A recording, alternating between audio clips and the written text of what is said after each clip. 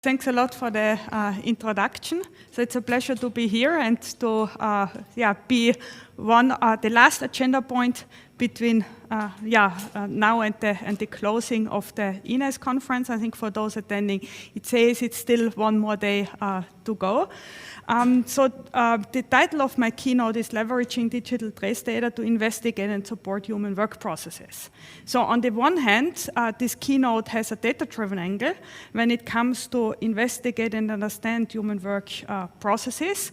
But on the other hand, it also has an engineering or more design science angle when it comes to developing support for human-centered work processes. And I will try to bridge a little bit these two perspectives, which I think is also pretty much characteristic for all the research I'm doing, that it combines empirical research with also design science research and building systems and prototypes. What also Leszek already mentioned processes. It's also something which is, I think, one of the focus areas of my research.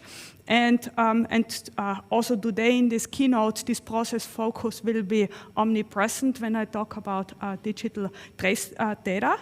But I can already warn you, it won't be a keynote about classical process mining, because when I talk and think about processes, I'm taking a much wider perspective that goes beyond classical process mining and supporting classical traditional business processes. So, one of the motivations for my keynote topic was the fact that digital technologies create an ever-increasing volume of digital traces. Of course, one of the very classical and traditional event sources that are used to analyze and make sense out of data are data produced by classical information systems. But I think digital trace data are produced in a much wider area. Let's think about sensors, about IoT devices. Also, those produce a big amount of data, and also our activities that we are conducting online leave traces. So usually those traces come in form of events, occurrences about something that has happened in the past. A machine has broken down, an activity has been conducted, someone has put an item in a shopping cart, so they come in many different flavors and forms.